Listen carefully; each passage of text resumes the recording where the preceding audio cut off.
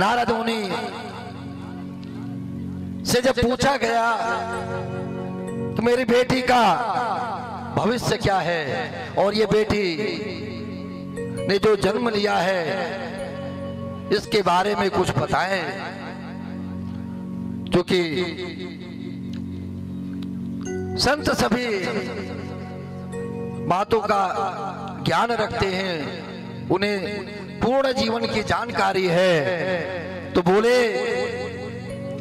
कि ठीक है, आपकी बेटी तो बहुत ही गुणवान है और सौभाग्यशाली है, परंतु इसके जीवन में कुछ बाधाएं भी हैं।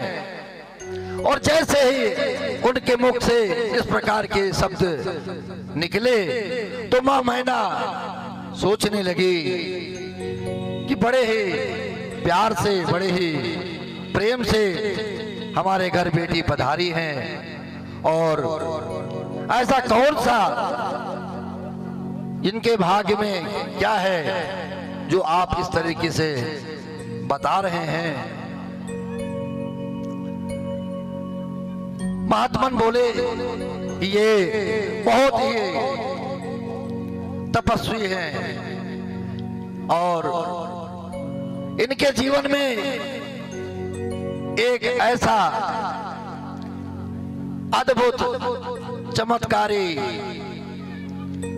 पति मिलेगा जिसकी शोभा, जिसका विवरण, जिसका स्वरूप का वर्णन नहीं किया जा सकता। और जैसे ही महात्मन ने भगवान भोलेनाथ का, भगवान भोलेनाथ के शरीर का, उनके वस्त्रों का, उनके आभूषणों का वर्णन करना शुरू किया तो मानो सबके पैरों से धरती खिसक गई। हे भगवान, अब आगे क्या होगा? लेकिन विवाह कैसे होगा? ये बोध भावन भगवान को, भगवान भोलेनाथ को कैसे प्राप्त करेगी? और इन्हें तपस्या करना पड़ेगी और उस तपस्या के द्वारा ही ये भोलेनाथ को पुनः प्राप्त करेंगी। और जो आपके घर में पधारी हैं ये कोई ऐसी वैसी कन्या नहीं है, ये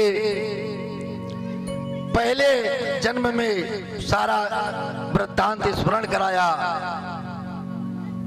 महामुनि जी ने। तब तो क्या था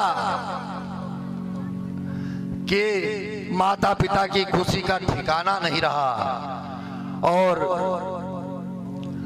जब ये कहा कि तप करके ही प्राप्त किया जा सकता है उनको, और आपकी पुत्री वन में जाकर अगर तप करेगी तभी जाकर के इन्हें भगवान भोलेनाथ का दर्शन होगा और उन्हें ये प्राप्त करेंगी।